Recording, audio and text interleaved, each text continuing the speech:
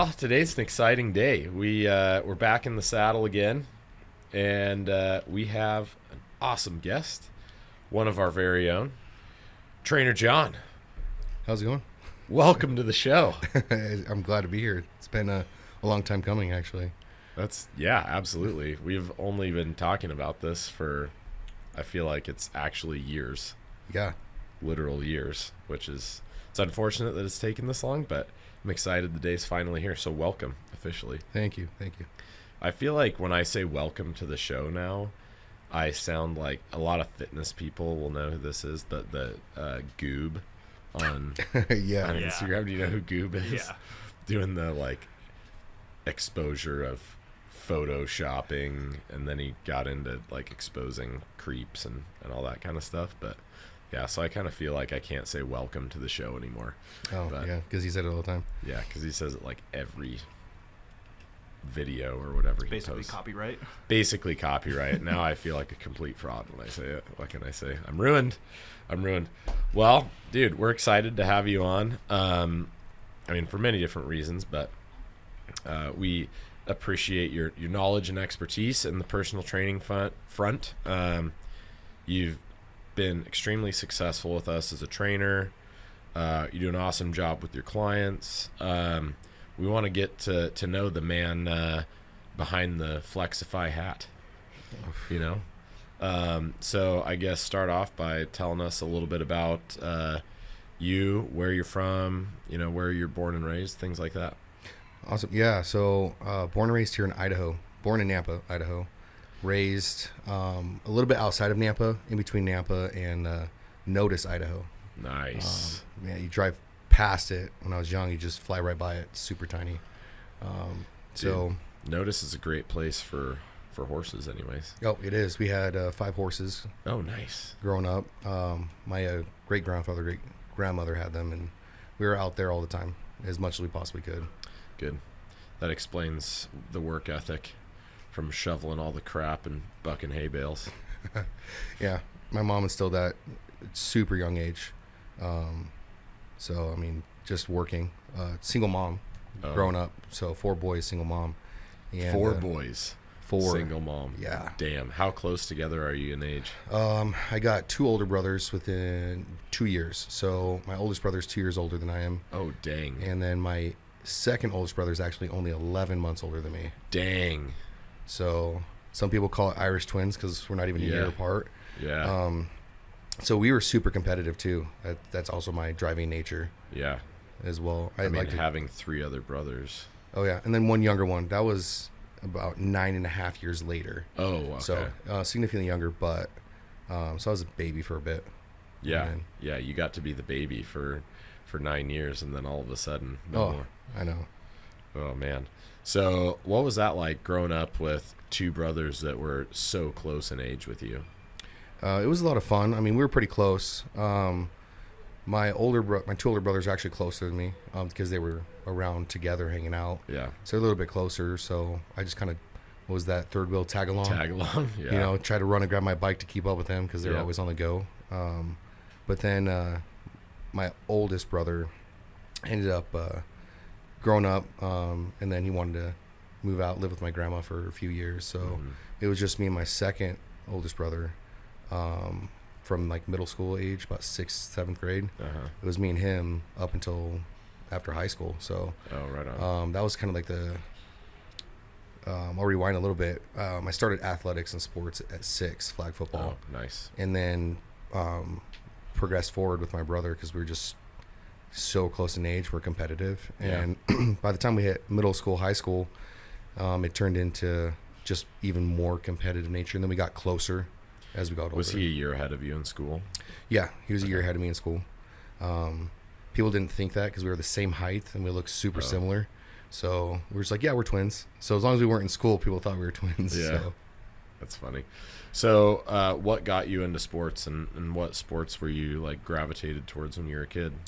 My mom actually, being a single mom, she didn't have a whole lot of time to spend. So she's like, hey, let's get you in sports so that you have things to do outside the house. Yeah. And so she got to talking with some of the people that she knew and found out Optimus football. Oh yeah.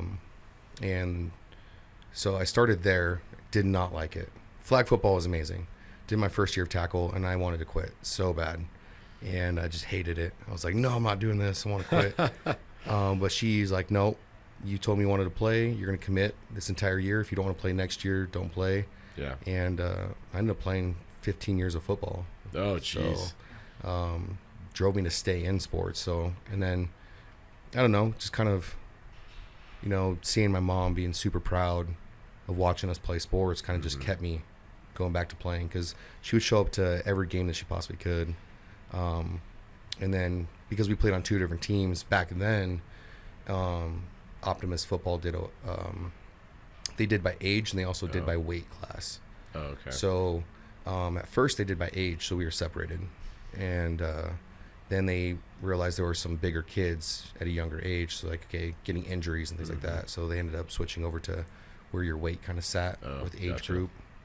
But yeah, so she made it every game. So that was also her showing up, being there, because she worked nights, so she wasn't really around a whole lot. What did she do? So she's CNA from the time I was born, pretty much. Oh wow, okay.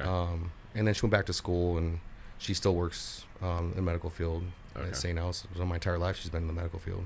Oh geez, yeah. Yeah, and still continues to work graveyard. So she works the graveyard shift. That's rough. Have you ever worked graveyards before? I did it for a week-ish. I say a week-ish. Man.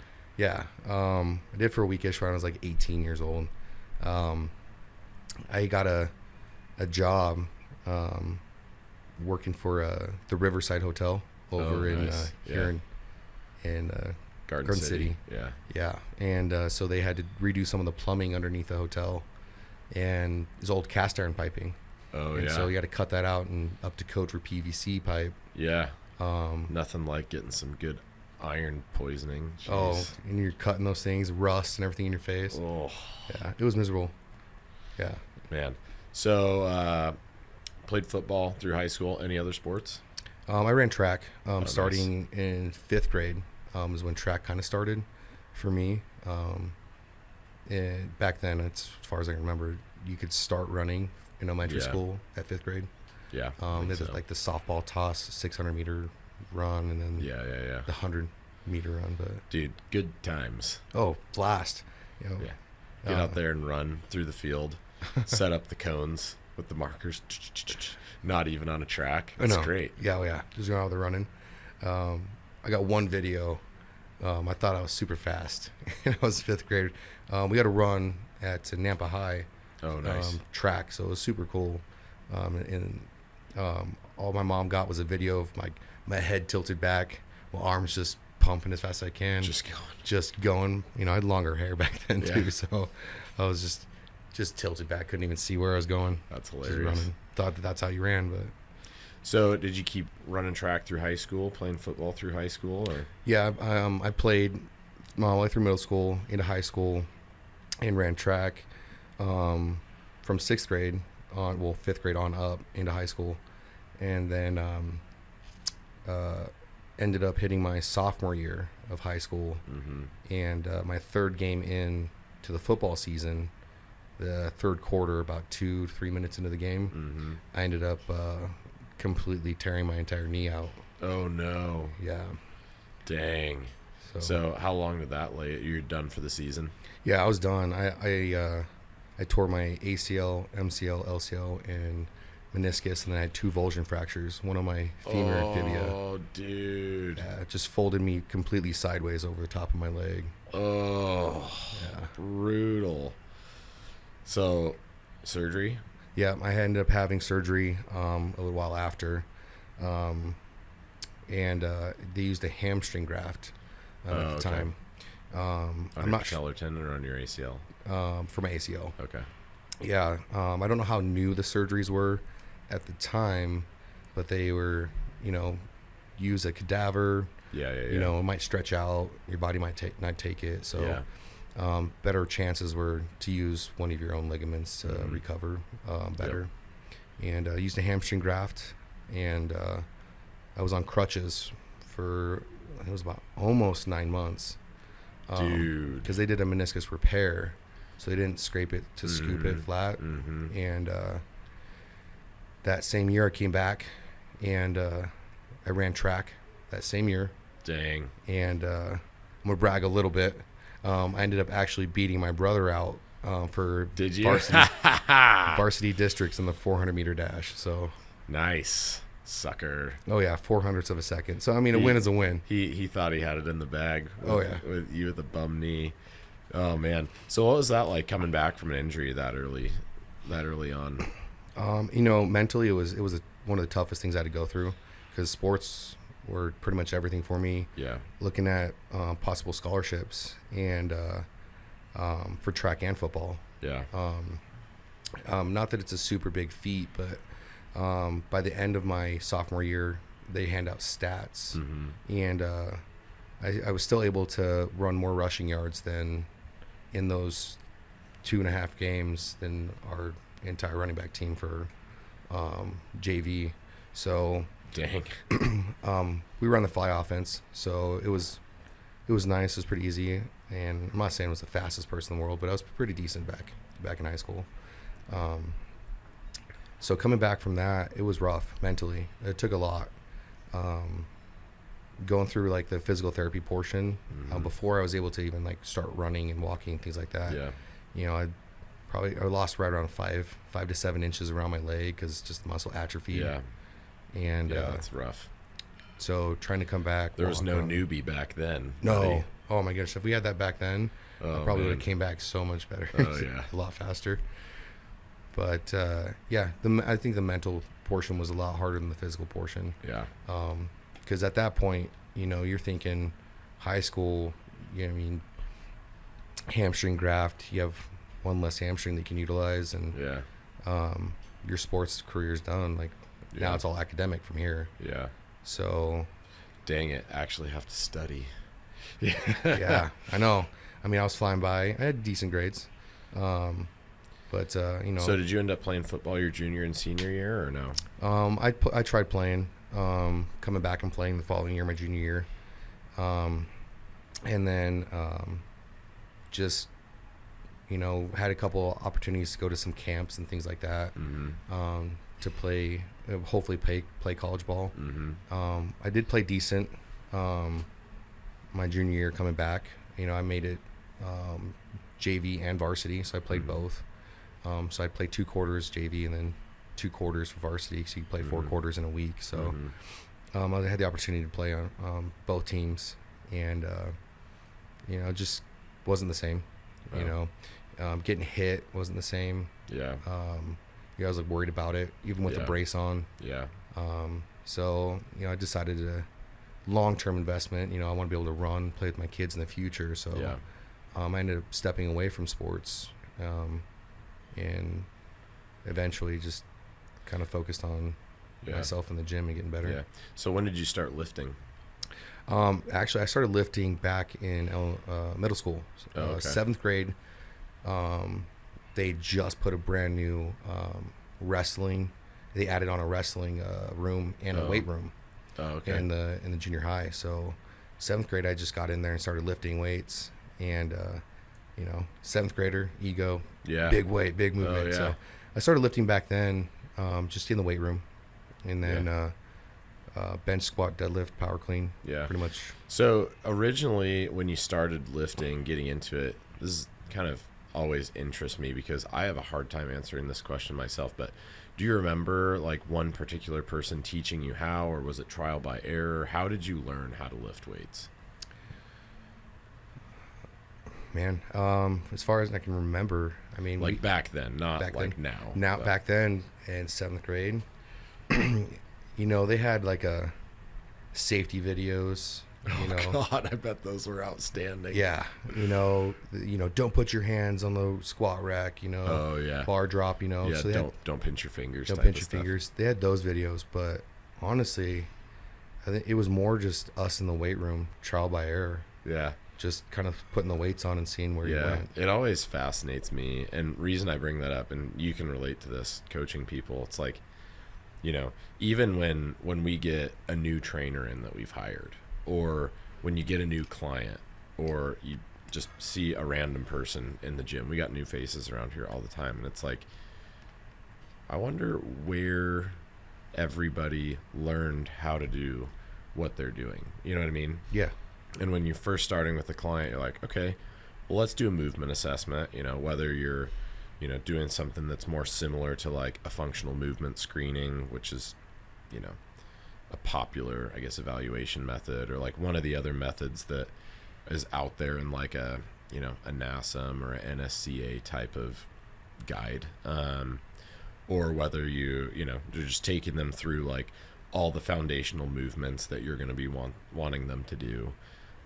It's always interesting to think about, like, looking at how somebody's doing something. You're like, okay, this is wrong, this is wrong, this is wrong, this is wrong. And it's not like you're like just bashing the client, like, hey, this looks like trash. But you're like, okay, well, you know, for starters, let's work on doing this. Okay, next step, let's work on doing this. Like giving them the little cues and like actually educating them on what exactly the movement should look like and how you get from where you're at to where you should be, type, you know, to enable to execute those lifts, I guess. And it's always interesting to me, like, how it doesn't matter if somebody's been lifting for 20 years or they haven't lifted before. Like, there's always things to point out. And it's like, man, where are people getting this information on how to do it? I think a lot of it's like, oh, from a friend, or oh, from, you know, somebody's dad when they were, you know, growing up, or a high school weightlifting coach. And you realize, like, man, this information on how to lift correctly has not been readily available to anybody. Oh. And I don't think that people really value the fine details of what is going on when you're lifting. It's like they see somebody do a lat pull down and they just go and like kind of copy the path of the bar, or like, you know, and the position that they start in, and they just kind of start doing it. And it's like, a person does not naturally engage the right muscles or focus on the right things or get in the right position. I mean, they're roughly in the position, but they're not in the right position, you know? And so anyway, that's always interesting to think about, like, where does one learn how to do that? And I think for myself, you know, just walking in I think I started really lifting at it's probably 24-hour fitness that was down there in Boise that my dad used to go to when I was growing up. And it was just going in there and like look at the picture on the machine and kind of, oh, okay, the machine moves like this, I'm going to sit on it, you know, how the picture on the machine says it, do it like this. It's like, oh man, where did that actually get corrected? Like, you know what I mean? You just pick things up over time, and it's like, anyway, it's just interesting. But no, it is interesting. You know, like, I can't say I attribute my injury from, you know, having to get knee surgery to not being able to lift correctly, but I do, like, knowing how to move the weight or utilize it in the correct way. So, because nobody teaches you. You know, you go, like I said, in middle school, they don't. I mean, it was just kind of new at the time. They just got it in when I hit 7th grade. Hit high school, you know, you got a football coach that's, you know, bench, squat, deadlift, power clean, some leg pressing in there. But to lift correctly, I mean, and you know as well as I do, like, each person can lift completely different in a different manner, just based on their body mechanics, what they need to work on for themselves. And starting out, you know, with a coach is extremely important to get that and create those habits, so they don't get hurt later on. No, and we've had lots of kids in here lately. I feel like,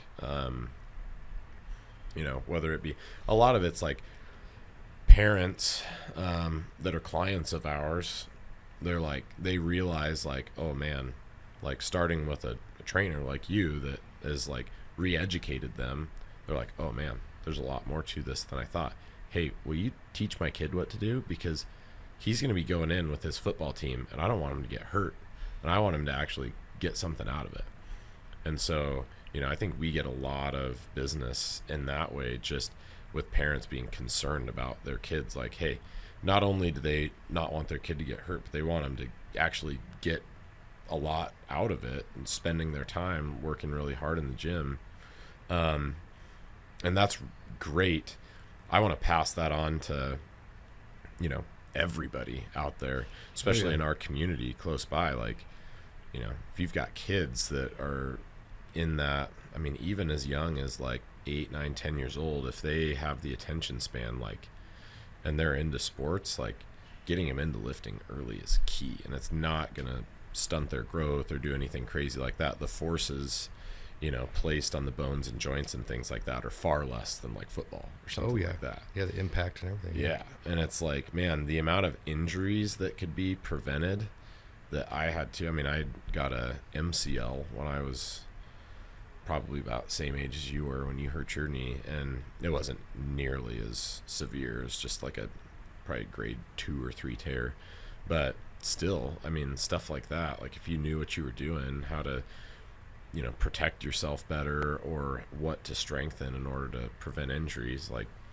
for example, the ACL tears, super prevalent with female athletes, especially high school age female athletes, because of the valgus angle. So the angle where the head of your femur comes in to the femur, and the angle of the femoral neck there, like it's wider, and it's a more extreme angle in females with the wider hips. So those angles and torsion is more extreme on the knee. So when they rotate, it's more force, and they're much more likely to tear an ACL. And the solution to that is, number one, strong hamstrings, right? Yeah. And people don't come out of the box understanding how to engage and activate their hamstrings and strengthen them. Like, you watch most people sit down or lay down on the lying leg curl, and they're doing half the movement with their lower back. Yeah. Oh yeah. Arching up. And so it's not a straightforward thing for anybody. And also, like, hinging patterns, are atrocious on most people until they really, learn from somebody like you or me.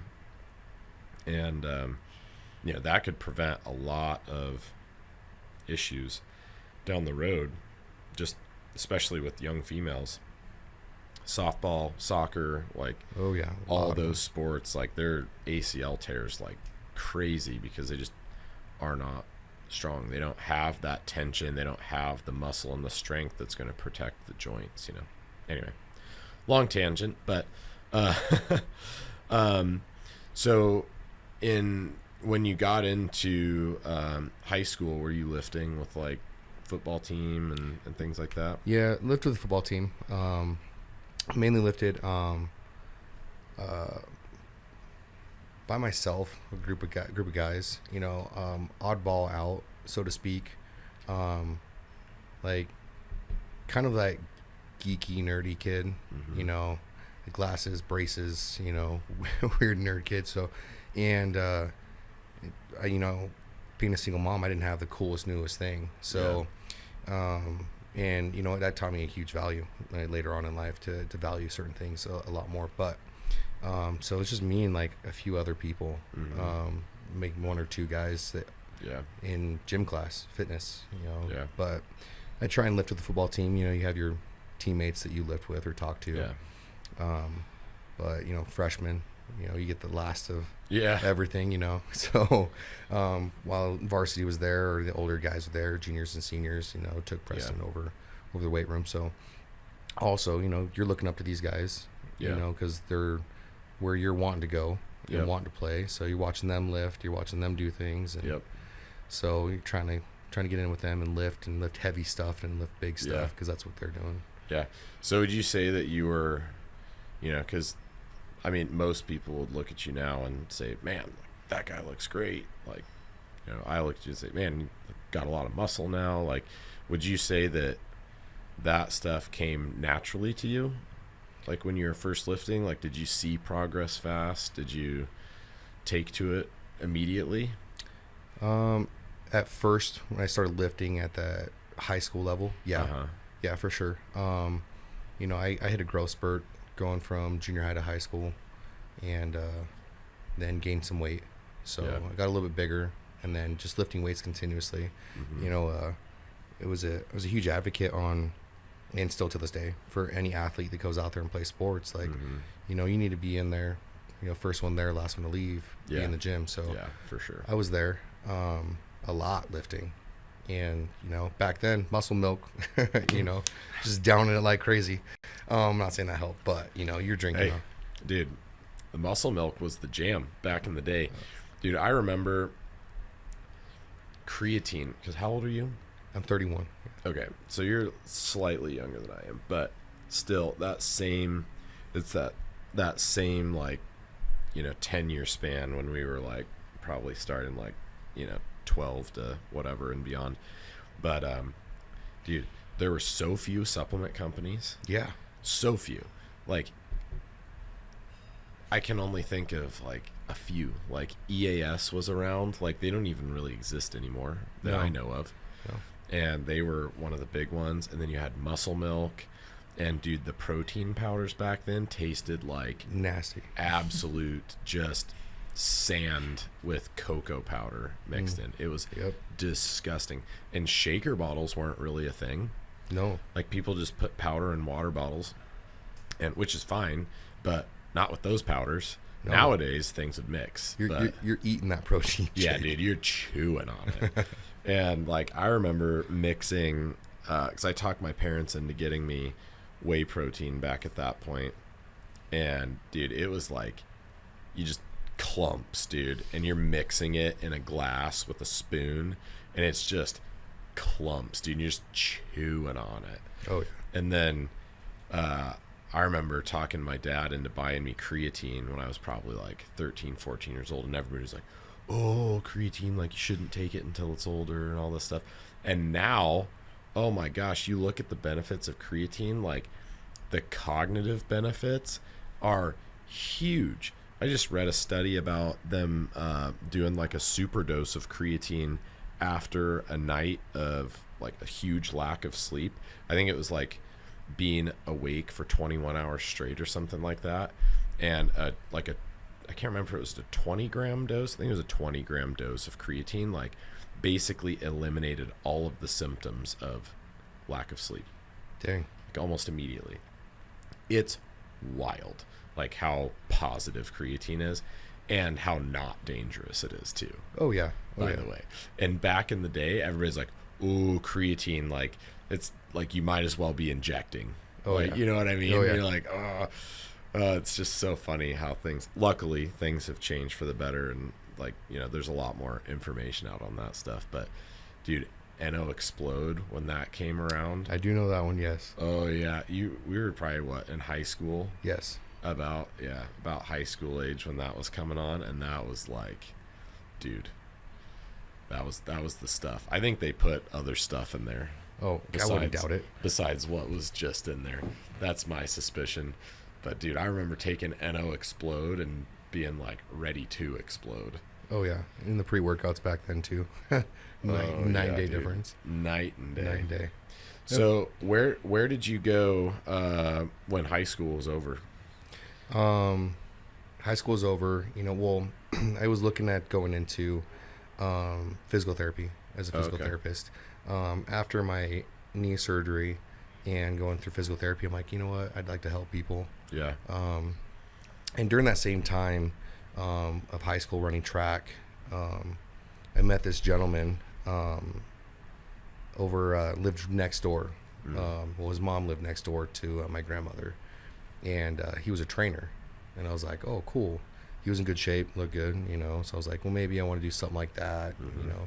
So it's kind of bouncing around the ideas of training or physical therapy, and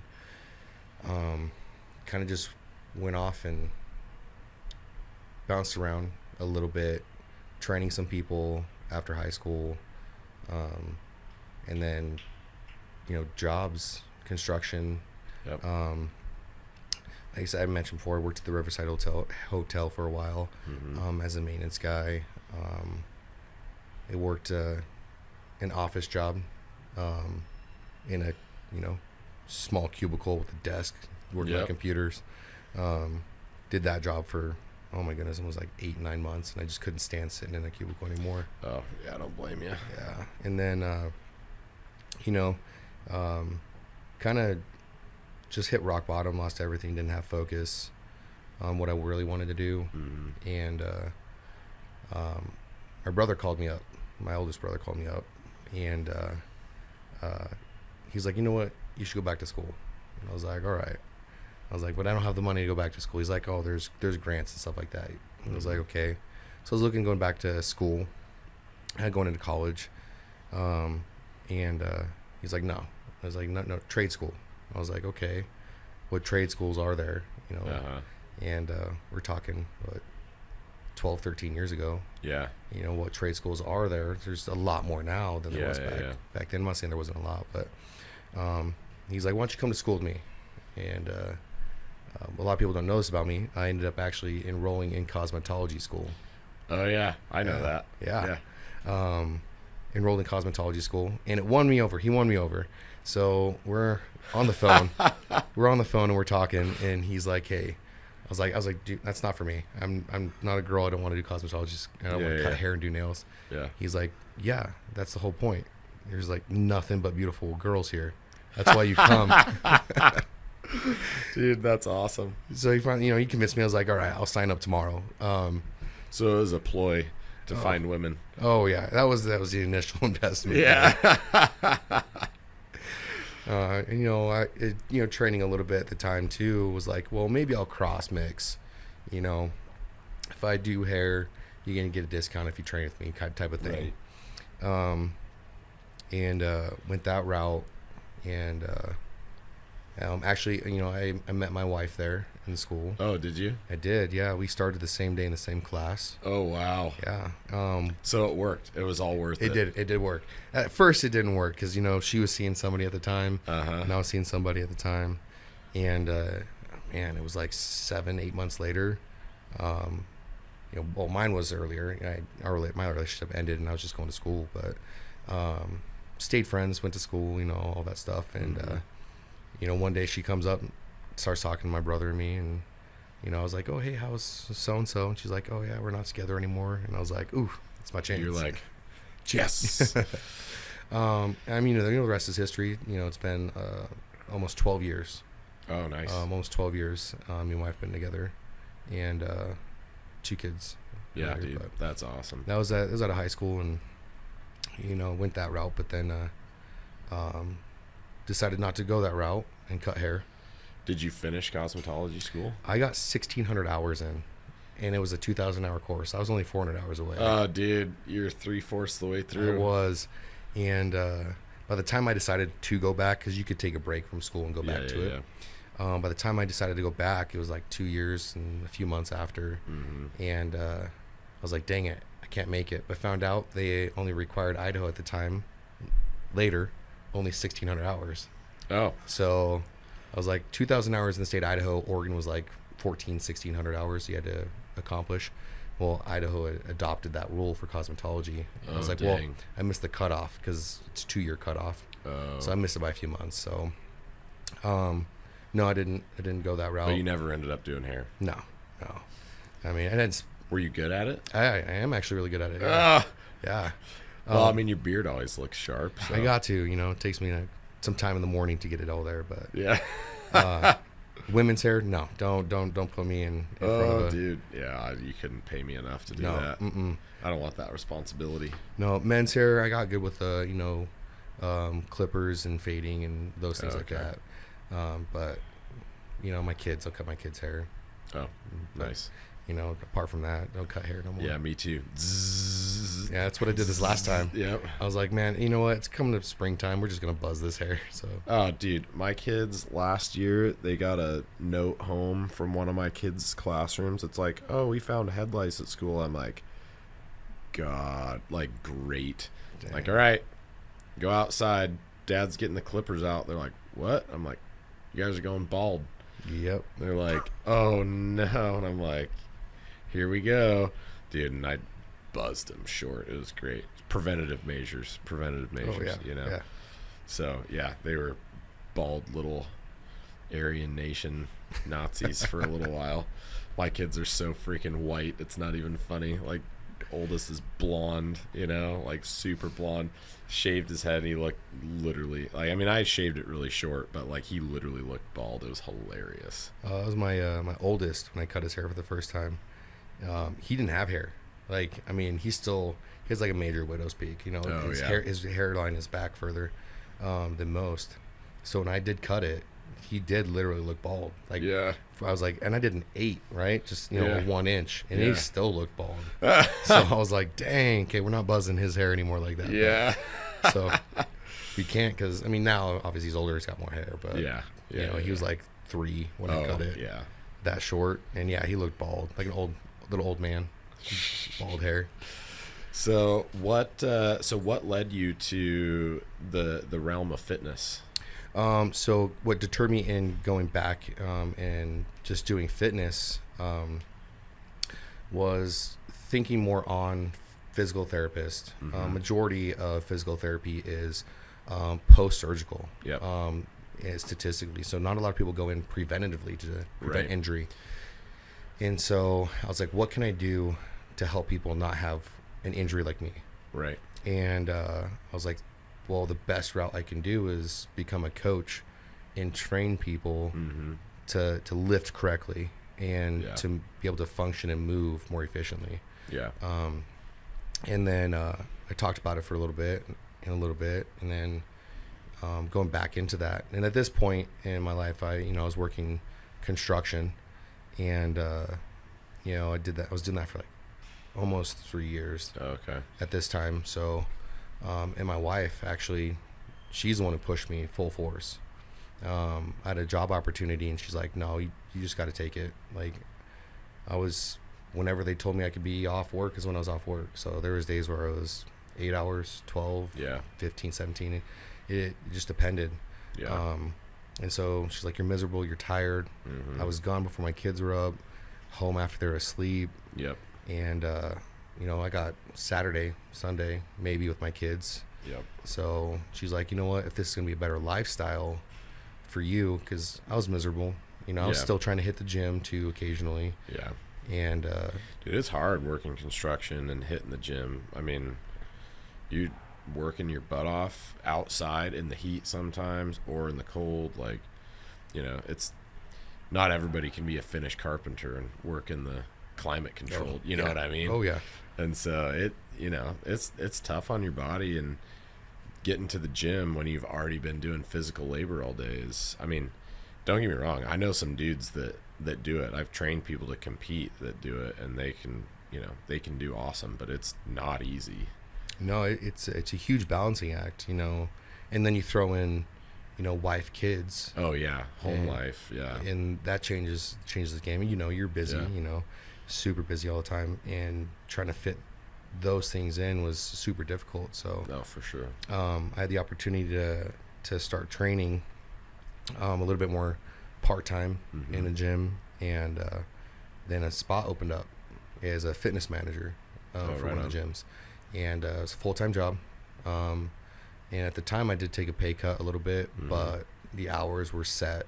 Yeah. And so I was like, okay, well, I know I'm going to be home by 5:30. So I'm like, okay, I'm off work. My kids go to bed 8:30. So I have a few hours every night. Yeah. And I didn't have to be to work till 8, so I could be up with them eating breakfast. Yep. And then the potential to make more money was there, of course. Right. Always make more money, but and that's that sales environment in the gym. Yeah. So I managed managed trainers at the time. Yeah. And went from that, and then another opportunity opened up to manage the whole facility. Oh yeah. Took that. Even better pay, worse hours, better pay. Okay. So even out, right? Worse overall. Yeah. And then I'm here, so my life just kind of revolved around, like, it's that old school saying. I don't know how to say it exactly, but in the short term, is like every step of the way of like me wanting to accomplish something better or move forward. Yeah. Because my wife was pushing me. Yeah. To just take that jump, take that leap, Yep. and do it. And I got better and better as a coach. Yeah. I got better as a trainer, business, those Yep. things. Better at sales, Better better at sales, at yeah. talking to people, all that stuff. And that's a good point. Like, to your wife's credit and those of us that are married, like, I think a lot of guys kind of take it for granted, like the kind of the backbone of stability that a significant other can provide. You know what I mean? Oh yeah. Like, and not just that, like, it's the confidence that's provided from having like a good, healthy relationship, and just somebody that's in your corner that says like you can do something. Like, that's huge, man. Like, taking a leap, taking a new job, like, if you're by yourself, like, you might do it. Like, there's not as much risk at play, right? Yeah. Like, if you don't have a family and stuff, like, you can get by. But I mean, I think like that's more credit needs to be given for, and it goes both ways, right? Oh, 100%. Like, you're there to support each other, right? But it's like, I think about a lot of the things that I've done, and I'm like, man, like, if I didn't have a like a good home life or support from a spouse, or like, and early on it's like your parents, right? Like, Oh yeah. if you have parents that are like, hey, you got this, like, you should do that, like, kind of nudge you in that right direction. And then on the flip side, I know people that totally didn't have that, and they had a chip on their shoulder, and they worked their butts off, and they like make awesome things happen too. Oh yeah. You know what I mean? Oh yeah. But it is interesting just thinking about, like, the course of change, kind of like you say, stair stepping through those different jobs that kind of have built who you are and your skill set in order to get to a better place over time. It's like it all builds on each other, right? Oh yeah. It's I think builds character, builds a little bit different. I did take the approach of humbleness is the wrong word, but like, I don't know everything. Yeah. Like, at all. I stepped into the role of like even managing a fitness manager position at the time, like trying to train trainers. I'm not saying I'm new to training at the time, but like, that lands on you. Like, making sure their programming is right, making sure their stuff is on point for their clients. Yep. I didn't know that at the time, and I did that on purpose, because I needed to become better as a coach. Yep. And it's one of those things that we can learn it, right? But when we teach somebody else to do it, it's like, absolutely. When we get that education as trainers, as coaches, and we learn how to do that, we get better and better the more we coach and train people. And so I took that approach of like, hey, I need to better myself, understand this side to get better as a coach, and then understand the business side. So it just builds. It really does build on top of each other. And I don't mean this in a negative way. I think everybody has a starting point for sure. Yep. And in fitness career, you get your certification. Yep. You got to start somewhere. Yep. But I believe that as new trainers, we got to understand, like, we don't know everything as a new trainer. Far from it. There's so much out there. Yeah. And being not afraid to just, hey, I don't know, and go get that education from other people and other places, which all that building and led me to here. Yeah. So what got you into bodybuilding? Because bodybuilding kind of led you here to a degree as well, right? It did. And that was like, back in the day. I don't know if anybody knows this movie, John Q, with Denzel Washington. And his son, his heart's too big for his body, right? Yep. And anyway, the very beginning of the movie, he's standing there and his son goes, Ronnie Coleman, 3-time Mr. Olympia. And Denzel Washington in the movie was like talking about wrestling. He's like, he's not a wrestler, Dad, he's a bodybuilder. And I was like, and I watched that movie years ago. Yeah. That was like, okay, I got to look this up. Yeah. Your computer just had to take dial up to get there type of thing, right? So just internet was so slow back then. But anyway, I had to look it up. That's how you found out about bodybuilding? I did. Found out through that movie. Get out of here. Oh my God, that's awesome. I was like, man, I watched WWF and WWE, right? Oh Back yeah. in the day. Like The Rock. Yes. Like before The Rock. Oh yeah. And that's hilarious. So oh my God. I was like, wrestler. So I had to look it up. And I looked it up and I was like, that guy is huge. Ronnie Coleman. Yes. The GOAT.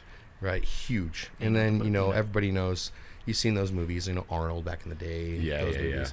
And, but, from my standpoint, it wasn't huge into bodybuilding. It was his movies that I watched. Yep. So dude, that's the gateway, man. yeah. Like I loved lifting and stuff, and I always wanted to get more jacked in the gym. But then I watched Pumping Iron when I was like 16.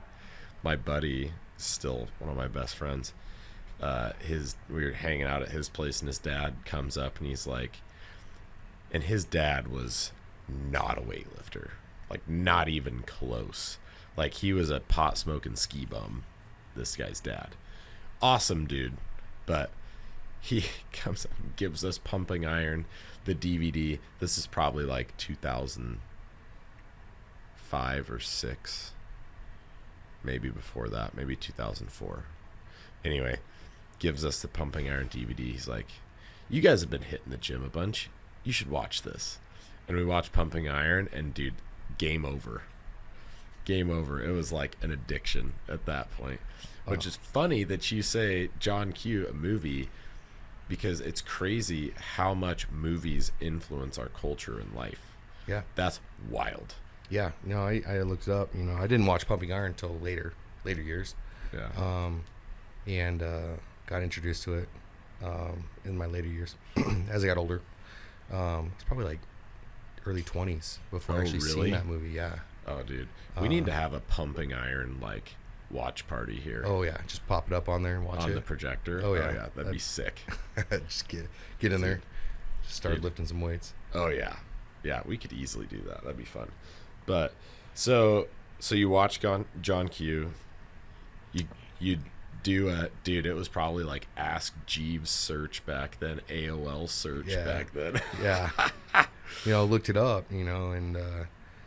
I was like, oh man, that would be crazy. That'd be amazing to look like that one day. Amazing. I was a skinny kid. So what did you look like at this time when you watched that movie? Oh my goodness. I was probably like 5'4". About 5'4", 125. Okay. 130 pounds. Okay. At the most. Yeah. And it's just skinny little kid. Uh-huh. Like I thought I was in good shape. Take my shirt off. I'm like, oh. I'm skinny, I'm in good shape. I had a little bit of ab definition, just a little bit. And I was in sports, I was like, I'm in good shape.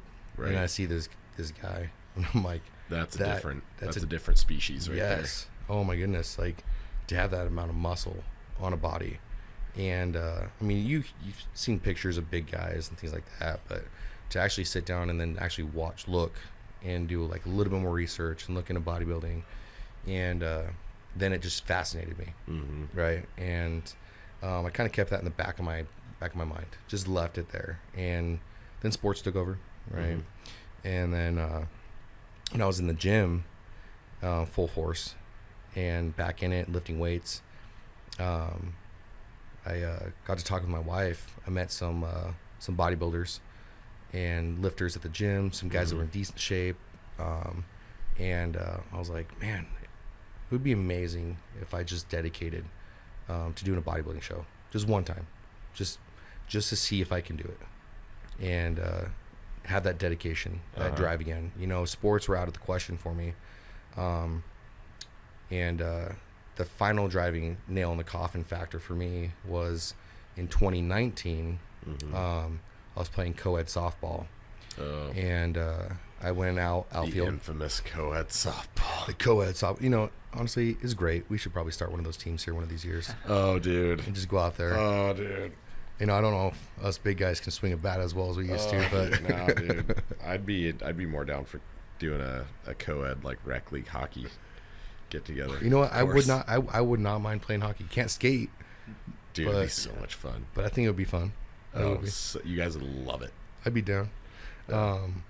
And I was left field and co-ed softball, boy, girl, out in the outfield. And, well, we didn't have enough girls. We had too many guys. So, well, you can't put too many guys in the outfield, so they moved a girl out there. Nothing wrong against females playing co-ed softball, but I just took after a pop fly because she couldn't see it. So from left field to almost right center, took off running after it. And just, I guess, too much torque power. And when they do a hamstring graft, they leave the muscle attached. Yeah. Right. To the other two. So it doesn't function because it's not attached to the knee anymore. Right. It still moves with it, but Yes. it's not attached to anything. Exactly.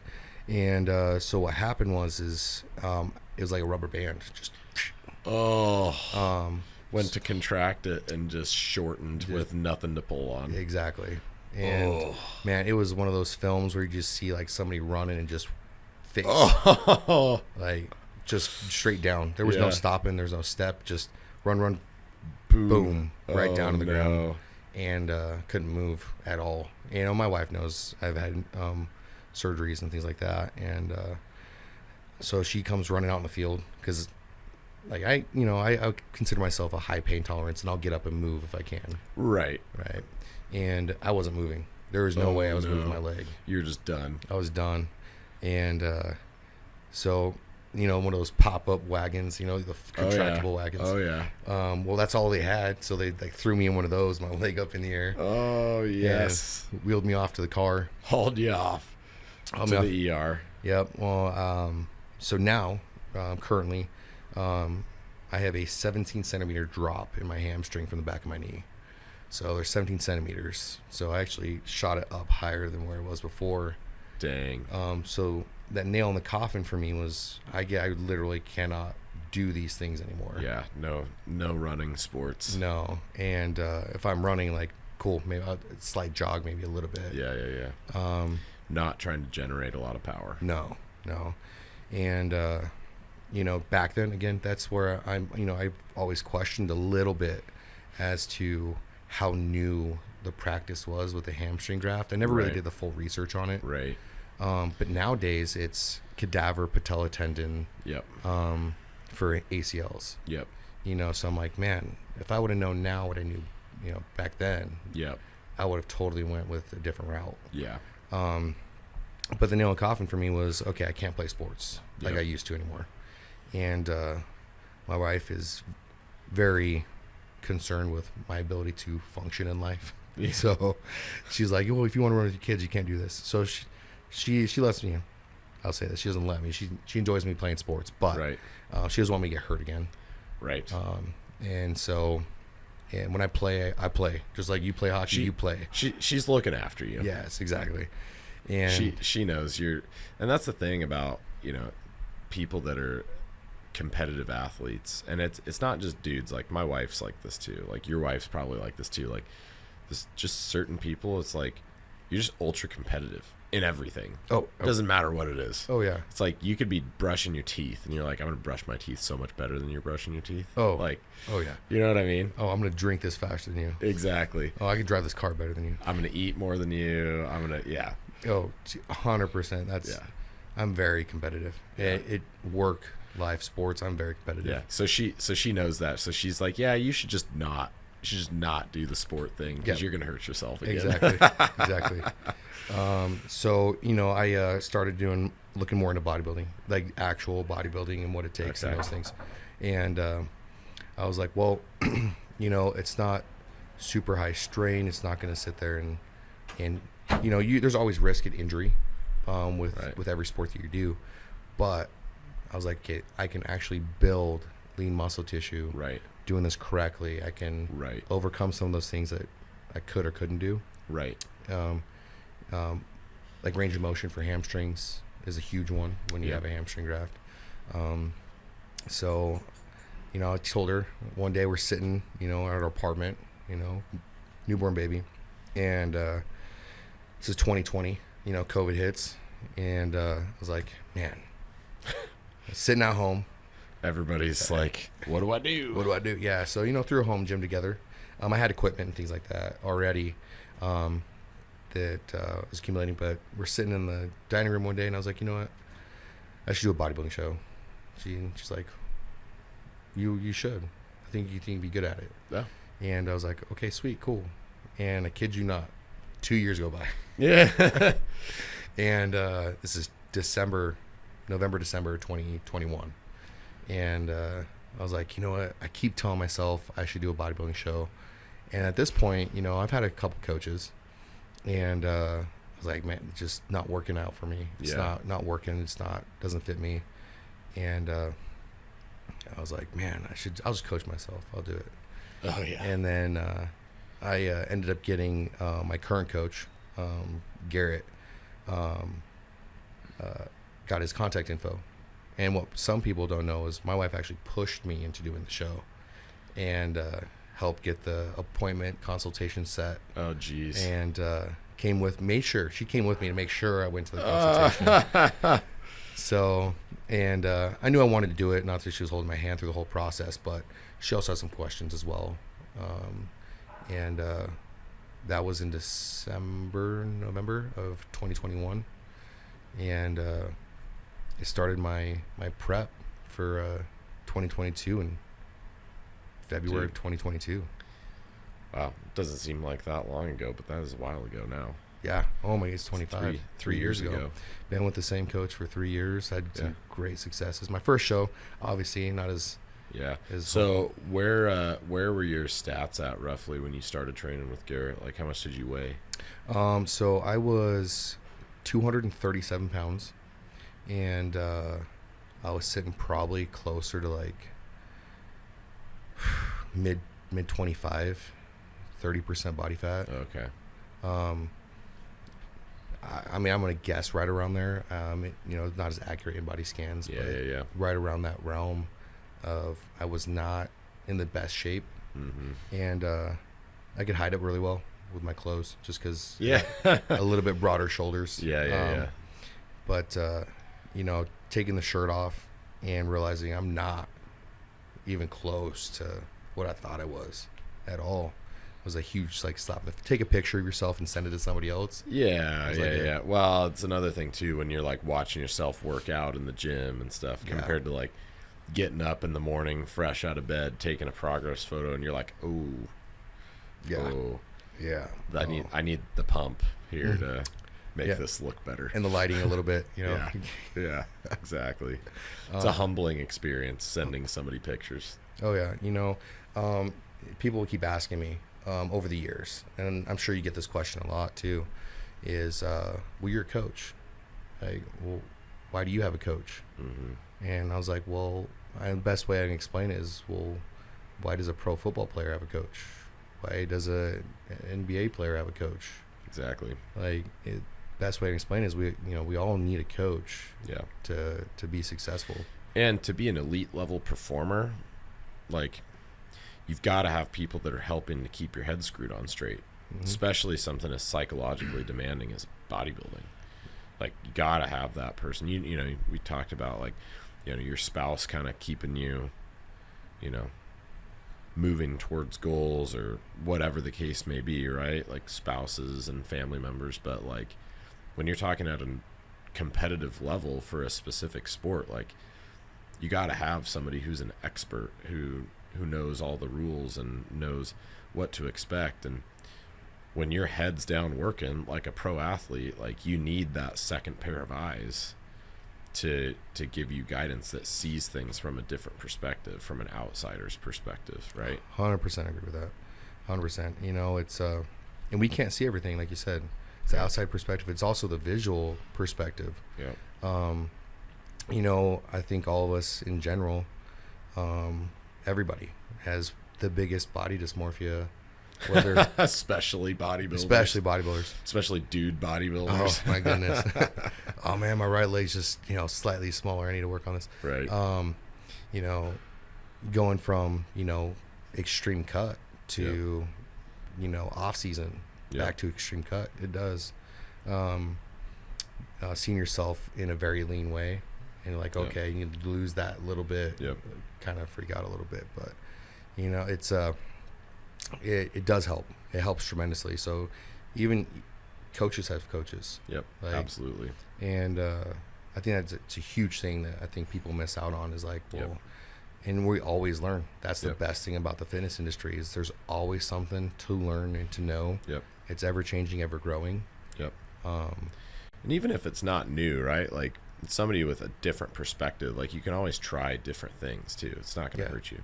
Implement different styles of programming, even as, detailed as, hey, move your elbow this way on this movement. Try it this way. See, action, consequence, right? Like directive, result, right? Yeah. Like doing something a little bit different. It's like, hey, I've tried it this way for a long period of time. This other person, like they recommend doing it this way. Let's see what that way can do for me. Like you can always change your opinion. You can always change your approach. And I feel like that's something that needs to be hammered on more in the fitness community, but also the bodybuilding community and powerlifting for that matter. Just like serious realms of fitness for sure, is that changing your approach does not mean that you didn't know what you were doing before. Yeah. Like it doesn't mean that you were wrong before. It shows growth and development. Just because you changed an opinion doesn't mean that your opinion was bad before, right? Yeah. Oh, just yeah. have a different perspective. And I think people get stuck on like, oh, I'm always right. And so they stick on these things. Like people are like fasted cardio. That's just one of those things that like different crowds have been like, the more bro bodybuilder, like not the scientific evidence-based crowd, but the like bodybuilding, been doing it this way for 20 years crowds, like got to do fasted cardio. Then you have the more like the research community saying like, oh, well, there's no benefits. And then it's like, then people are like going back and forth like, oh, this way's better or this way's better, when neither camp is taking into account like what could be better for that person's schedule. Yeah. What could be better for adherence? Because if you're going to do it, it's going to be better. If you can't do it, it's going to be worse. If it's ultra difficult for you to fit in a schedule or make work to do it that way, like you're not going to be able to stick with it long term. So like there's also that practicality element, like the hard nosed, no, you have to do it this way because this is the way it's been done for 20 years. Or the, oh, well, I ran one study with 5 people and their results said this. And it's like, well, that's not completely valid either. Like, sure, maybe with those parameters, but what about this? You know what I mean? So it's like the research is not, maybe in that study it's conclusive, but when you look at like the design and like all of the factors, it's like, oh yeah, well, duh, right? Yeah. So anyway, point being, changing your opinion on something, it does not mean that you were stupid before. No, not at all. And I think that it's not just coming from like the client's perspective, although client's perspective is like, hey, my coach changed this. Well, let's try it this way just to see. Like, yeah, this has been successful, but can this be more efficient as well? Like the body, right? We know adapts and adjusts to what we're doing too. So can we change this up? Or maybe, as a coach, I learned something new from you. I let's say I learn a different movement that I feel that mind and muscle connection. I feel that a lot better, that contraction, whatever it is, I just feel it more. Right. So like, to tie into what you're saying, like, okay, I'm going to see if I can apply that to some of my clients, see if they feel that better. Right.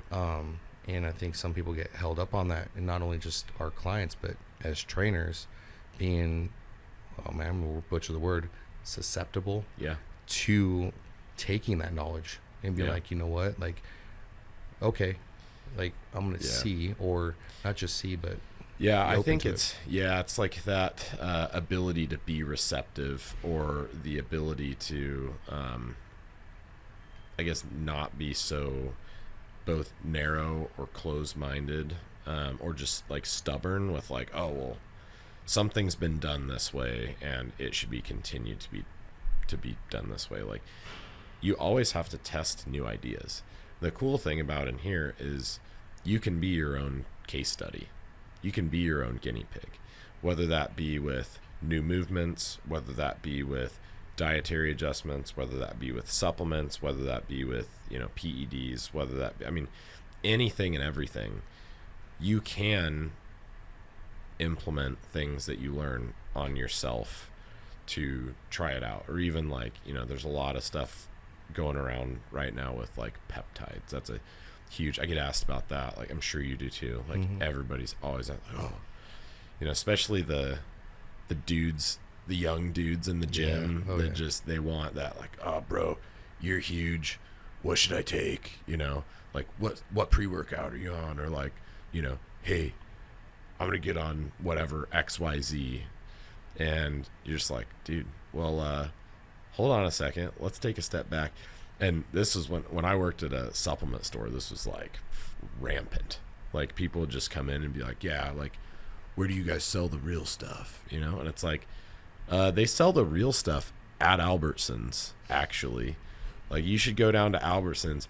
Why don't you quit going downtown and getting drunk on the weekends and actually clean your diet up, eat enough protein, and actually train hard? Because I see you once in a while down at the gym. This is like, years ago. You might see him down at like a Gold's Gym or something. And, people that you see in the gym would always come into the shop and stuff like that. And same thing with like here, right? People are working out in here and they see, big old John that looks great. And, like, oh man, what do I do? And it's like, okay, before anybody asks that question about what should I take, it's how should I eat? How should I train?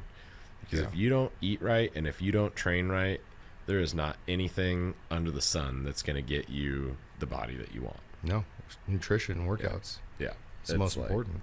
That's like factor numero uno. Yeah, I got to combine, Take a look at what you're doing first, and then let's hit the drawing board from scratch. Yep. Start from here, Yeah. And it's amazing what results people get if they just consume adequate protein and actually train hard.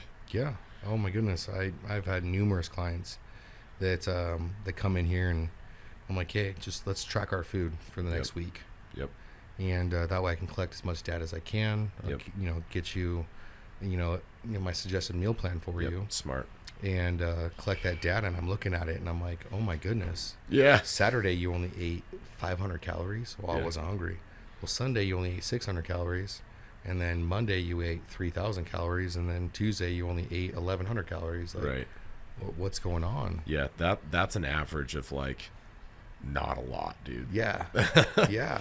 It's like under 1,500 calories average. And so, you get those numbers and you try and build a program for your clients to be successful. And then they realize, oh, I just got to eat more consistent food throughout the day and throughout the week. Yep. And all of a sudden body composition changes. They start dropping body fat. They're building lean muscle tissue.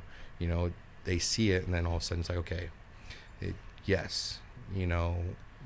the big reason, and I want to point this out, why I left the gym I was at, company I was at, to come here, was to become a better coach. Right. The knowledge here at this gym. I mean, I've been to gyms all over the place, and been in gyms, worked at gyms, talked to tons of people, and to get here to get more knowledge to help clients get there. But that whole thing of eating right, getting the right food and getting the right supplements, it's a huge thing out there. Oh man, huge. It's so huge. Yeah, and a lot of it, like, it is your community. And I think, I talk about this with people all the time, and clients bring this up all the time. It's like, the people that you see in here, like even our members, like, just generally speaking, like, people are in great shape. Come here, like, without a doubt, like, compared to a run-of-the-mill gym, like, and that's partially due to just how we're perceived in the community and things like that. But I think a lot of it too is like-minded individuals that want to pursue I guess powerful or challenging pursuits. Like, it's great. Like, there's nothing better than me being able to walk out on the gym floor and see guys like you training and Garrett training and like looking at how hard you're working, the things that you guys are doing, being like, man, I need to like keep my shit squared away. All right. Like, Oh yeah. like there's other people out there that are, and it's not like I have, no business competing with or against either of you two. However, it's like that level of dedication and commitment is contagious, right? It's like, you see other people working hard, and it doesn't matter if it's you guys pursuing bodybuilding or if it's somebody else pursuing tennis. I mean, shoot, man, Mark and pickleball, right? Oh my goodness, yeah. Doesn't matter, right? It's 3 to 6 people, hours a day. right? It's like people and their passion for the pursuit of something. That's what will light everybody on fire. And it's like, that rising tide raises all ships type of thing. It's like you see somebody else working towards something, even though it's not the same thing that you might be working towards. You see other people working hard, you want to work hard. And you see other people, focusing on getting better, whether it be more knowledge, just expanding, their knowledge base, or it be, whatever the case may be. Like, if that's around you, that rubs off on you without question. Oh yeah. It comes like, well, in that old saying, you are who you're around, or you become who you're around. Yep. It's I've seen so many people in like the last couple years come into this gym and change drastically. Yep. It's that super big, like, I'm uncomfortable. I come in here to the gym, and we get clients like that all the time. Like, it's intimidating to come here, but then understanding like everybody that's in this gym had a starting point just like they did. Yeah. And they see other people in the same light that you do to them right now. Yep. And then they accomplish it, and somebody else is going to see you and like, hey. And so it's that ever building thing of, and I mean, I see you, Garrett, a lot of these other guys in here. I'm like, man, I cannot eat off plan. I cannot do these things. Cannot mess around. Oh, I can't. I mean, I gotta keep going with this. So. I think that's one thing that does make people leery, though, is that just by being around people that have high expectations for themselves, and if they don't, like, it's hard for them to come in here even if they do have like some good information and kind of know what they're doing and all that stuff. It's like, by coming in and being around people that really do take whatever their fitness pursuit is seriously, it's like now they can't get away with being a turd. Yeah. You know what I mean? Because now they're like, oh, now like I'm around people that like take it seriously, so they're gonna like know a fraud when they see one. Or like, it's just that takes your expectation of yourself, like, oh, I gotta work hard when I'm in there, right? Like, I can't just go to, Anytime Fitness and ho hum on the elliptical and go like, lift some 25s. It's like, no, I'm going to embarrass myself if I go in there, because I'm going to be lifting next to John, who's curling like 70-pound dumbbells, and I'm over here doing the 20s. Like, oh yeah, like, people don't want to take a hit to their ego like that. No. And what they don't realize is that if you're sitting there doing whatever you're doing, like, there is no judgment for another person. None whatsoever. It's like, hey, no, like, I'll just speak for myself. Like, if I see somebody in here, I'm going to applaud you no matter what. And like, I see things that people need to fix on a minute-to-minute basis here, without a doubt. Oh, as do you, right? Oh, yeah. But there's no judgment, because again, to like that conversation, thinking about how did that person learn to train? It's like, that's why I'm here. So if I can walk around and say, hey man, like, how you doing? What's your name? Tell me a little bit about you. What are your goals? What's your story? Like, hey, you mind if I give you a couple tips?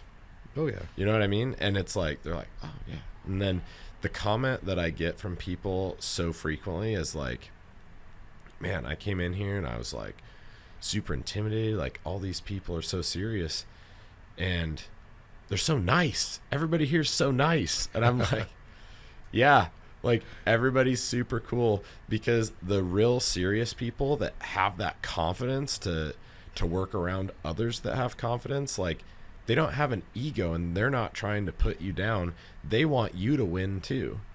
Oh yeah. Because like, if John wins, I win. If John gets better, I get better. That's how I see it. Like, if John wins a competition, I get better, because now I'm like, oh, good. Like, I'm training around him. Like, he's doing the right things. Like, he's winning stuff. Like, that's gonna elevate. Like, it's gonna elevate my work ethic, and say, man, yeah, like, I'm gonna work hard like John works hard. Like, I see him killing it out there, I'm gonna go kill it out there. Like, it just raises the bar for everybody, and it's like you're elevating everybody around you when you're doing the right things, and working hard, but also spreading that, I guess, passion and like love for what you're doing, right? Like, it's really cool. Oh yeah. I got asked this actually just this morning by one of my clients, Mark. Okay. We're working on the tower, and he's like I've actually, is it sad to say, or he's like, it's sad to say I don't want to leave. I was like, you don't want to leave the gym? And I was like, it's not sad, it's not anything. That's awesome. Yeah. Like, and I looked at him and was like, this right here, apart from my house with my kids, this is home. Gym is home for me. Yeah. Like, it is work, don't get me wrong. You put work in as a trainer, helping people, understanding. There's a lot more than just program design. It takes pieces of your soul, for sure. Yes, it does. In good ways too. Yep. Both. And that's just being real. It does both. But we're here for those clients. But he asked me that. I was like, no, this is home. This is where I want to be. Like, this is where I'm social. This is where I'm comfortable. Like, I can literally, if you walked into my house, we are buds. Like, right? We would kick back, take your shoes off, put them up on the coffee table. We hang out. Here at the gym is similar to that same concept. This is home. Like, come talk to me. Come ask me things. Like, I'm here to share. Like, I might look like I'm intimidating a little bit sometimes. That's just the focus. Yeah. When I'm in the gym, focusing on client, focusing on them, but I'm super, super friendly. Yeah.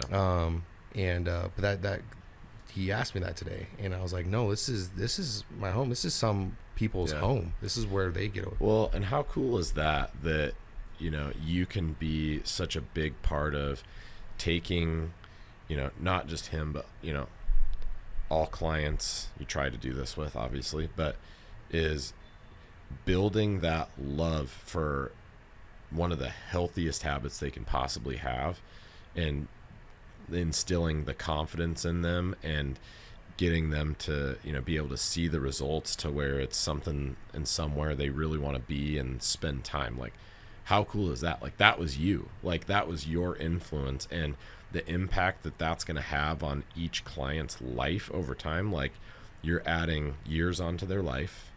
You're adding quality onto their life, because now they can do the things that they love to do more and more efficiently, and they can have more fun doing other things. Like, you talk about him playing pickleball, like, which is hilarious that people are so into pickleball. Like, I get it, but it's still so funny to me. But like, I'm all for it, man. Like, whatever fuels you, Oh yeah. And to have them, like, him as an individual, like, getting so much better at something that he loves, and he can directly correlate it to what you've been doing. And it's like, that's so cool.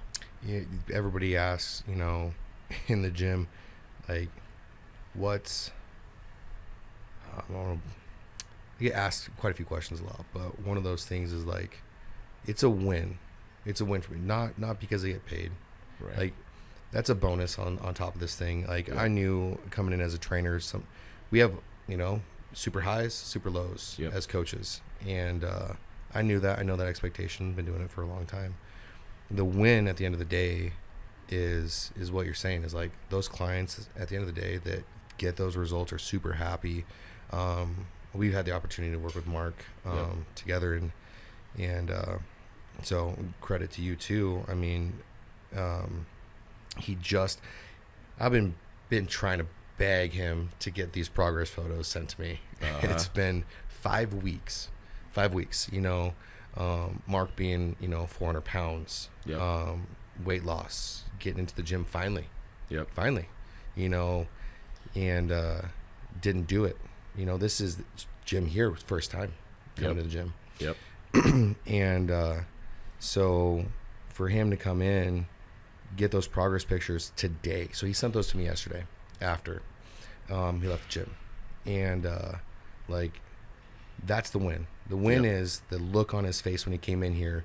Did you see my progress pictures? Yeah, he was proud of it. Super proud. Yep. And, I'm like, I did take a look at them. I was like, Mark, did you compare them together? He's like, you can do that? I was like, yeah, you can compare them. I was like, I want to show you something. And I showed him side-by-side pictures. Yep. It is an insane difference in just those 5 weeks. And the entire session today, he's just dazed off, like staring off into space. And I'm like, I'm sitting there, I'm like, you good? He's like, yeah, over and over and over again. The biggest thing that he kept saying is like, I cannot believe it's possible. Because I cannot believe this is possible in just 5 weeks. I was like, well, that's you putting in the work. That's somebody that literally, like, this is his focus. Yeah. Like, he comes to the gym, meets with you really frequently. I've been doing some movement stuff, some corrective exercise stuff with him.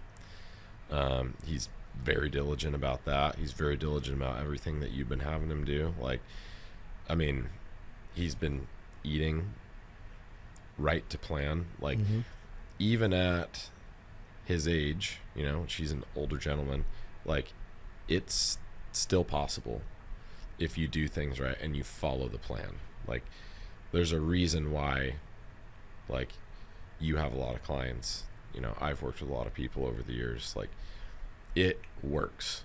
And that's what a lot of people's apprehension when it comes to training is, number one, like, is it going to work for me? Right? Like, that's kind of a risk they have to take. Like, this, like, is it going to work? Like, even though to you and I, it's like, there's no risk there. Like, we're going to get results, like, no matter what. Like, I will guarantee it. But the factor that's the hard part is you can't do it for them. You can't hook up a tube to them and get on the treadmill and give them all the results from you sweating your butt off on a treadmill. Yeah. Right? You can't deadlift the bar for them. You can't, do all the monotonous whatever I'm having people do outside of the gym to correct some of their, we'll call them issues with, musculoskeletal issues. But yeah, it's like a lot of people are apprehensive about being able to commit to a serious program. And they think it takes a lot more than it takes. I think the psychological toll is much, much more than the actual physical toll, Yeah. Especially with food. Food's a tough one for people. But yeah, I mean, there's so many powerful things that come from, like, getting those results and then seeing it like that. And it's like, that now he's hooked. Oh yeah. Now he's hooked. Now he's in. Yeah, no, he's done. This is life for him. I wish everybody. I mean, we've all had coaches. We have coaches. Yep. And we train, we work out. I mean, Yep. I wish every single person in this world would step foot in the gym. Yep. And be in the gym. Well, and you wish that you could give everybody that feeling. Yeah. Too. Oh yeah. We have ups and downs and with clients, and we lose some, we gain some. Yep. Man, I wish I could just have that every single time. Yep. Every single time I have a client to step in here and do that. Yep. And like, and them seeing the value. And that's another thing too. Like, I've got another gentleman that I've been working with who's in his mid to late 50s, and I had to hound him a little bit to get in here. And it's not like I'm not like aggressively pursuing getting more clients right now or anything like that, but I just know this guy from a distance, and I've known him for years from a distance, like very distant. Like, he was coached by a gentleman that I used to work with, like, probably 10 years ago. and he'd had some health stuff go on and all that, and he stumbled into the gym just by chance, and I saw him, and I was like, hey, like, I know you. You're so and so, right? And he's like, yeah. He's like, you look really familiar, that sort of thing. Yeah.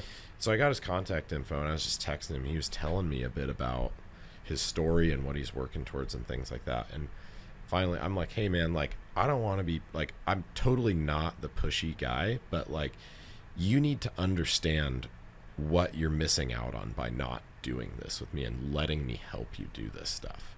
Because he's very into it, very involved in a particular sport. He's very involved in, loves lifting, like he's very into health. And he's had, like, I knew he, like, just like, with people, like, man, this person like needs my help, and they put so much work into it already that if they were to just make these little changes, you're like, dude, I can change your life. Yeah. You just want to scream at somebody like, dude, like, I can, all these things that you want to do, like, we can make it so much better.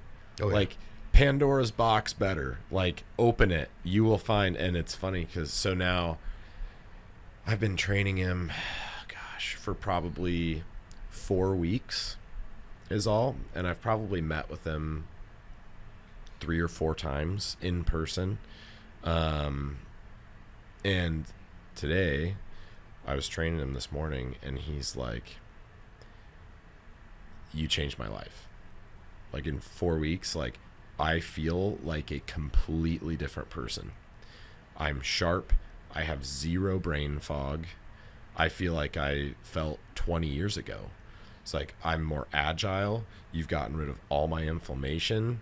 My joints feel better. I'm stronger somehow. He's like, I haven't even been lifting perceptively as hard as I once did. He's like, but I'm stronger. I'm more athletic. I'm able to do my activities so much better. He's like, I don't know what it is that you're having me do, but I feel like a completely new person. I feel like I'm 30 years old again. Yeah.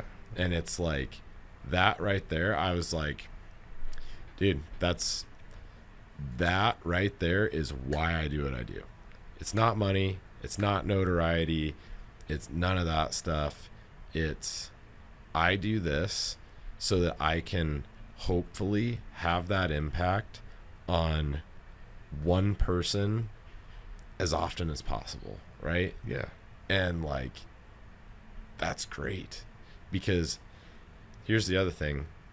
Your clients win, you win, right? Connor wins, I win. John wins, I win, right? Like, the more people around you that are winning, the more you're winning, right? And it doesn't have to be like in any, like, super measurable way or anything like that. Like, oh, you're making more money, I'm making more money. Like, yeah, that's great. But like, no, like, your attitude, your goals, like, all of that stuff. It's like, and being able to help people with huge things like that, like it, like you said with Mark, like, literally life changing. Like, that's why we do it. Yeah. Right. Oh, 100%. Like, started originally, right, to help people, and that's what we're doing. So Right. that draws you all the way back to why you do the things in the first place. I think sometimes we always lose sight some of that stuff. Yeah. That competitive nature, so to speak. I have bodybuilding clients as well, and love seeing them be successful as well, and see them change and all those things. But you're saying it perfectly. At the end of the day, like, that is the sole purpose, sole focus, sole purpose. Yep. As to why I Yep. got into the gym is to help people, and it just changes their life, Yeah. their perspective and everything. Yeah. And it's amazing how fitness can do that for people, Yeah. like, it's like, there's a lot of different ways that somebody can change their life, but like, fitness is that thing that reverberates into everything, right? Like, their attitude, their, the energy level they have for their wife or their kids, or like, just their overall, like, sense of well-being, lowering stress, like, all of those things. Like, it's so cool that we get to be involved in that avenue with people, and like, we get to be meatheads in, at the same time. Yeah. So like that's a huge benefit, right? Oh yeah. Who doesn't love lifting weights? I mean, Yeah. as a kid, it's the playground, Yep. and as an adult, and you're in fitness, it's the gym. Yep. It's your playground. It's where you get away, get to have fun. Yep. And this is one of those statements that I learned, honestly, cannot remember where, but it stuck with me. And it's just making serious fitness fun. Yep. And lifting isn't sitting here saying you don't want to dread going to the gym. You want to enjoy going to the gym. Like, Yeah. okay, it's awesome. It's amazing. Yep. And we all do. We all have those days where we're like, man, I don't want to go to the gym. Yep. And those turn out to be some of the greatest workout days. Always. The greatest days. You come in, Always. you get one exercise in, and it just takes off, flies. The days you don't want to be here and you do it anyway, like mentally, that's like a huge reward, huge dopamine release. Yeah, I had that explained to me by a professor one time as finding your movement playground. Okay. For people, and that can be anything. Like for our boy Mark, playing pickleball, like that's a movement playground for him. Like finding something that's active that you find joy in is playful. For us, it's the playground in the gym. It's the adult playground in here, like you were saying, right? But it's finding, just like you said, making serious fitness fun. Like get results out of the activity that you're doing, right? Like that's what we're helping people do. Like we're not here to make it more serious so that it's not fun. We're here to help you have more fun, and results are fun. Oh yeah. Results are the most fun. Oh yeah. When they clients come and look at you and they're like, oh my gosh, I looked at myself, in the mirror, and it's amazing. Yeah. Amazing. I can move. As simple as my knee doesn't hurt anymore. Yep. My getting them on the right workout program to help strengthen or do whatever the case may be for your clients. Those things are just, it's fun for them. Or getting them in a swimsuit that they want to wear. Oh yeah. Like, tons of female clients come in here and they're like, I just put on my swimsuit and I don't like the way I look in it. Fix it. You know what I mean? Yeah. Roger that. We can do that. Yep. Like, awesome. Yeah. By the way, by summer. So Yeah. you're like, yeah. By the way, you have 60 days. So Yeah. you better, what do I do? Yeah. What do I not eat? Well, nothing. Yeah. Yeah. So we're going to be having a solid diet of air and with a little splash of water and maybe some salt. Yeah. And a ton of cardio. Yeah. And you're going to be on the Stairmaster for 5 hours a day. Here Yep. we go. We'll start there. Yeah. And then we'll see where it goes. Yeah. I could talk hours and hours and hours and hours about my clients and it's not only is it when I enjoy coming to train clients, you get to meet new people, make new, friendships, relationships. You get to know them, they get to know you. Yep. They become part of, family. Yep. With you as well. And, that's what also makes it fun because you want them to be the most successful because you build Absolutely. that relationship. Absolutely. And so, some of them it's difficult because they can be the most successful they can be. And, you're just like, come on. Like you said it. You're like, just let me help you. Yep. Cheer. And then you get to cheer them on. Yeah. So I've got a few good questions that I like to ask everybody. These are the fun ones. If you could have dinner with 3 people, dead or alive, who would they be and why? Oh, 3 people, dead or alive. Anybody. Dead or alive. That's a tough question. It is a tough question. One of them, dead or alive. My grandfather. There you go. Passed away. Dinner with him.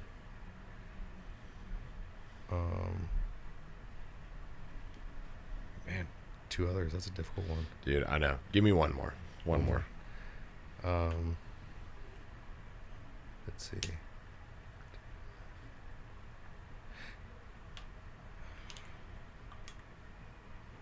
My wife. There you go. There it is. That's a great answer. Good answer. I would. My wife never had the opportunity to meet my grandfather, Oh. and the coolest guy I ever meet. Single mom. So my grandfather actually taught me how to, He was like the hook, dad role. hunt, fish, all those things. So he's like the dad role. Gave me my first classic car. Oh, nice. At 14 years old. How long ago did he pass? His was in 2016. 2016. So I was never able to be around because he was in the hospital and things like that. So my wife just never had the opportunity to at that time. Even though we were together, it didn't line up with, because we weren't living together. We were dating at the time too. Yeah. So, but amazing guy. Yeah. Cool, man. No, I love the answer. That's good. All right.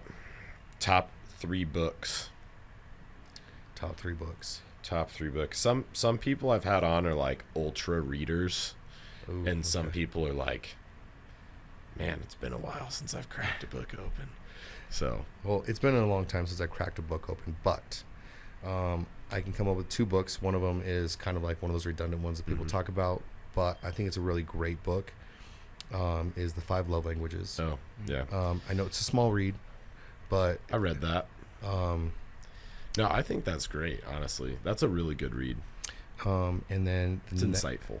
It is. I'm still trying to figure myself out, so to speak. Sometimes I hear you. Yeah, I'm I feel like, you on that oh one. man, am I this or am I this? I can't figure it out. But I think know it my can wife be a is. blend. Yeah, I know what my wife is for Yep. sure.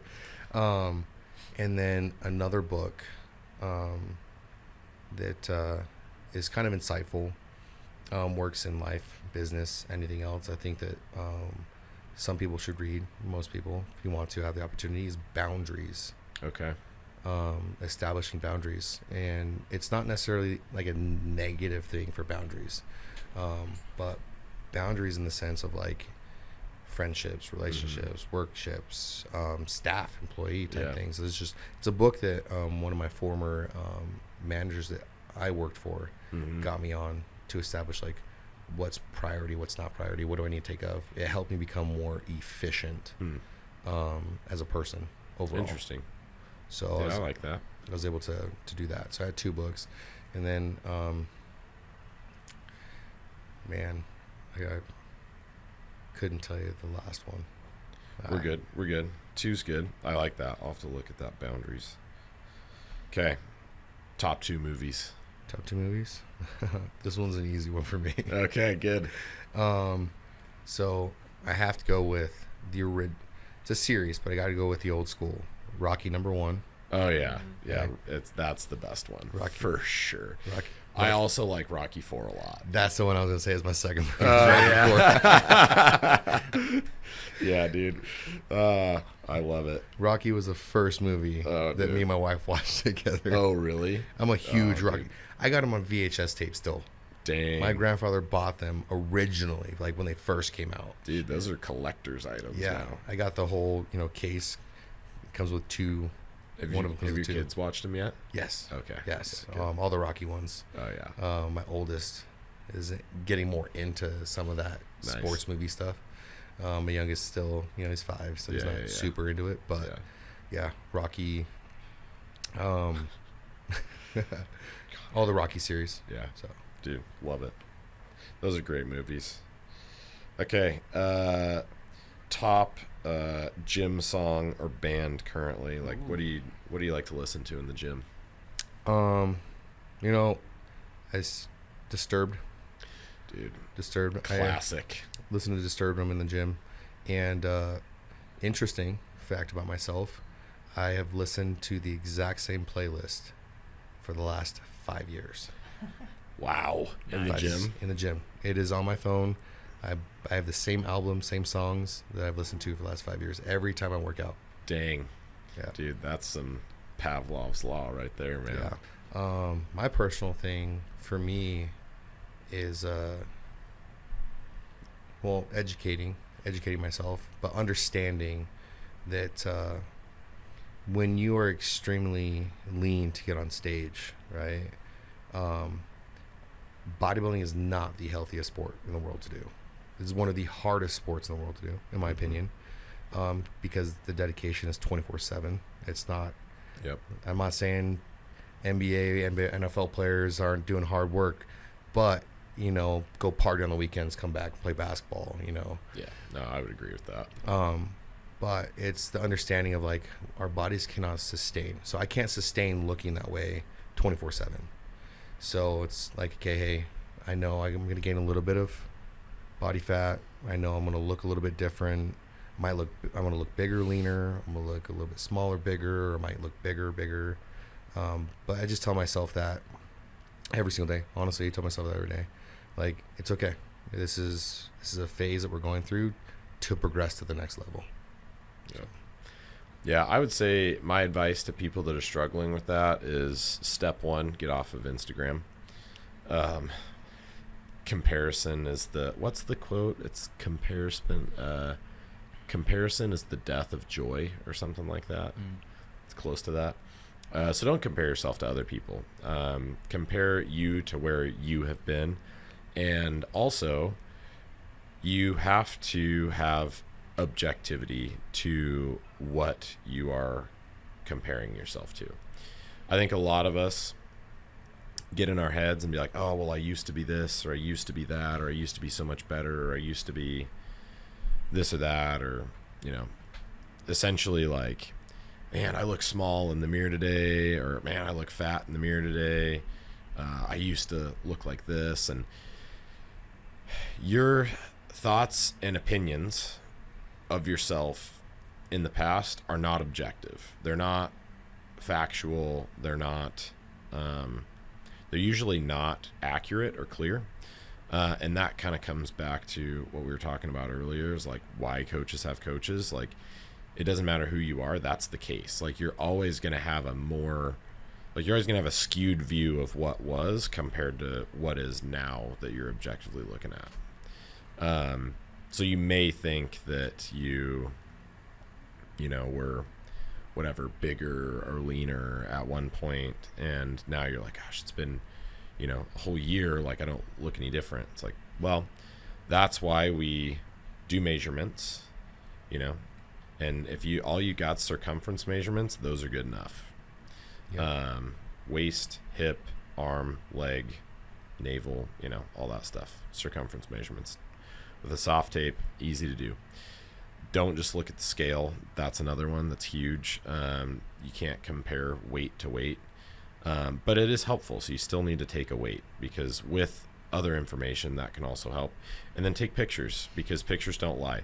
Pictures are not going to distort what you think you were versus where you are now. So, if I use myself as this example, like, if I feel like, oh gosh, I'm losing size, like I'm down in muscle and whatever, if I objectively think about it, compared to say 2 years ago, my body weight's probably,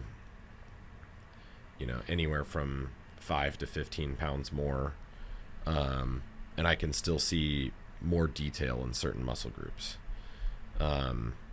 So what does that mean? Is that like, oh man, I'm fatter? Or is that like, oh, I've probably gained some muscle? Or even if I look skinnier, it's like, well, I look skinnier, but like I'm just as lean and my weight's 10 pounds more. So that doesn't add up with how I'm feeling about myself right now. I'm actually not skinnier. I'm actually more muscle than I used to be. I'm just having a shitty attitude, right?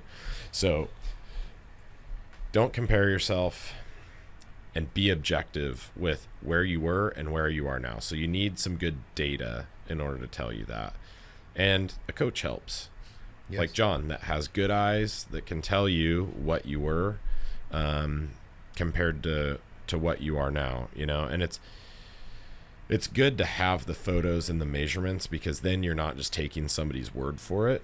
It's, hey, look at this, look at that. Your posture's better, your, whatever, XYZ.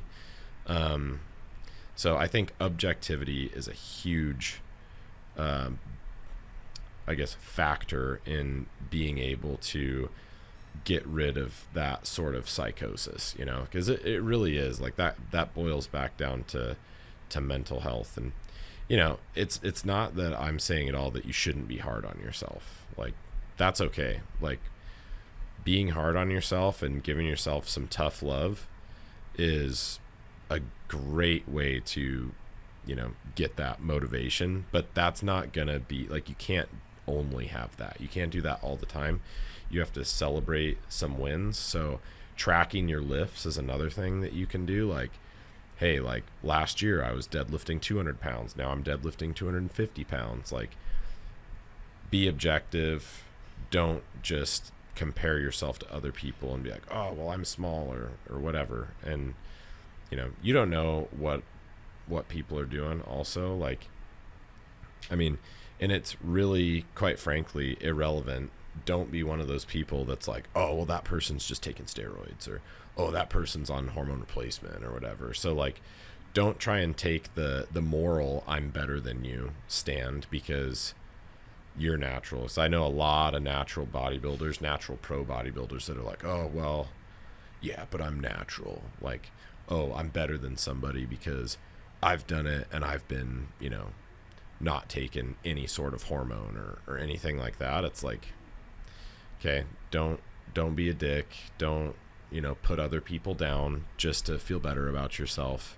It's like, just worry about what you're doing and where you're going.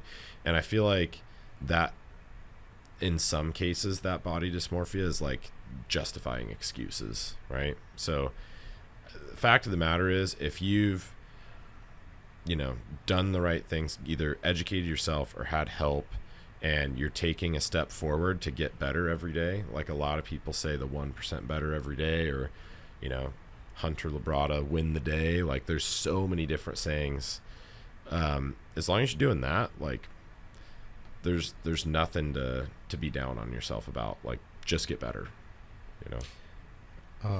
One last thing, tied to that last statement ish. About getting down on yourself, right, and using weights as a tool to be successful. One thing just that I tell people is I just want 100% of what you have that day. Yep. So if I'm not lifting the same weight, or you're not lifting the same weight that day, that's your 100%, but I want 100%. Yep. So measure it by the 100% that you're giving that day. As well, when you're sitting there saying, hey, I'm comparing myself, I'm weaker, I'm tired, I'm this and that. Yep. Just give yourself 100% in that day. So that 1% of every day is like, just do that 100% that you can give that day, and that might be just coming to the gym, hitting the treadmill. Yeah, I think so. I think that's a really good point, because nobody, like, if you're 1% better every day, then incrementally over time, that's actually quite unfathomable in terms of improvement, right? So like you're saying, I think you make a fantastic point that do what you can, and the key is effort into it. So if you can put the effort that you've got that day into it, then that's what you need. And that over time will give you results big time. I 100% agree. Agreed.